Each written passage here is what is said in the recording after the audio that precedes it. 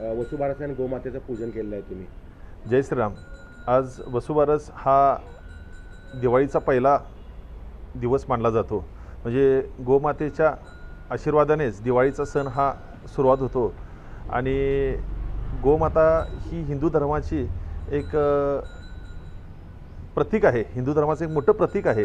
आणि ज्याच्या घरात गोमाता आहे त्यालाच त्याची काय किंमत आहे किंवा काय ह्या गोमातेचं महत्त्व आहे हे त्या व्यक्तीलाच कळते.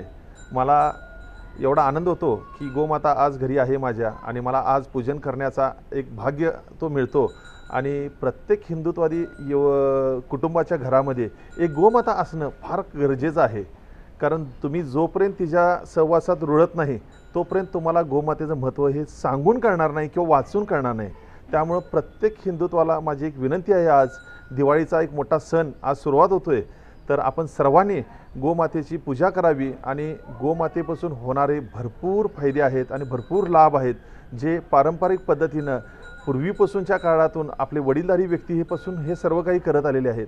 त्यामुळं मला आज गोमातेचं पूजन करण्यासाठी मला माझ्या घरामध्ये जो एक आनंदाचा वातावरण आहे ते आज तुम्ही माझ्या गोमाताजींच्याकडे बघून लक्षात घेऊ शकाल. आणि मला एवढा आनंद होतो आहे की माझ्याकडे आज 3 गोमाता आहेत. गेली 10 वर्ष झाली मला सेवा करण्याची संधी मिळते. ही फार माझी मोठी कुठली तरी जुनी पुण्य आहे. आणि मी आज चांगल्या पद्धतीनं आनंद आजचा हा सण गोमातेचा साजरा करत आहे. जय श्रीराम.